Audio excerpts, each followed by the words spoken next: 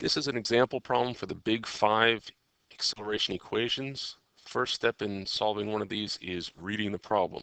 A car is accelerating uniformly as it passes two checkpoints that are 30 meters apart. The time taken between checkpoints is 4.0 seconds, and the car's velocity at the first checkpoint is 5.0 meters per second. Find A, the car's acceleration, and B, its velocity at the second checkpoint. Once we've gone ahead and read it, the next thing we need to do is draw out a picture to make sure we really understand what is going on.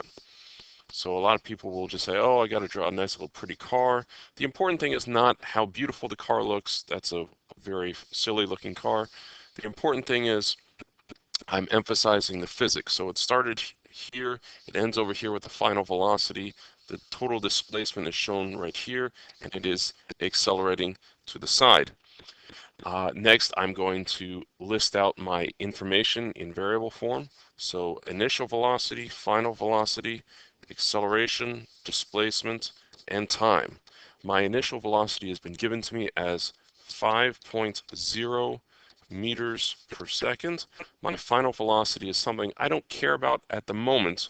I will have to solve for that in part B, but in part A, I'm looking for acceleration. The displacement is given as 30.0 meters, and finally the time is going to be 4.0 seconds.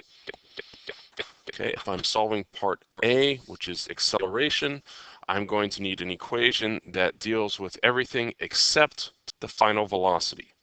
So the one without final velocity in it is d equals VIT plus 1/2 AT squared. I now have to solve for the A, so I'm going to bring the VIT over. D minus VIT equals 1/2 AT squared. And then I can bring the 2 and the t squared to the other side, so twice, parenthesis, D minus VIT, all of which is divided by t squared equals A. Now I can finally start plugging in my actual values. And I'm going to have 2 and then 30 meters minus 5 meters per second times 4 seconds, all of which is over 4 seconds squared. I can continue this a little bit more and say 2 times 10 meters, all of which is divided by 16 seconds squared, and that is finally going to equal 1.25 meters per second squared. And I notice that the units do in fact work out because these seconds did cancel each other. I'm left with meters divided by seconds squared. So the units are good. You can do this in your head as an easy check. So estimation wise, it is good too. Part B, I'm going to be looking for the velocity. It's the same situation, so I don't even need to make a new list. The only thing I need to do is say, I'm now looking for the final velocity. You say, oh, I could use any equation I want because now we have the acceleration here, yes?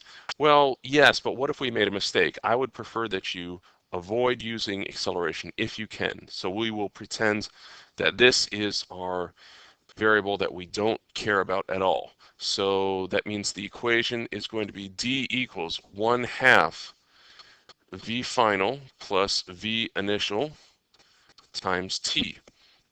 I'm going to rearrange that saying twice d over t equals vf plus vi, and then I will go ahead and bring over the vi, and that's going to be twice d over t minus the vi equals the vf.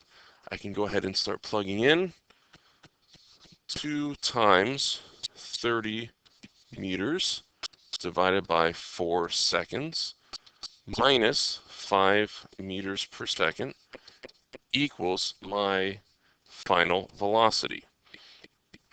This is not too challenging math, so that's 15 meters per second minus 5 meters per second It's equal to 10 meters per second as my final velocity. Notice that the units do work out, and I was able to do this one in my head, so that's a good estimating check.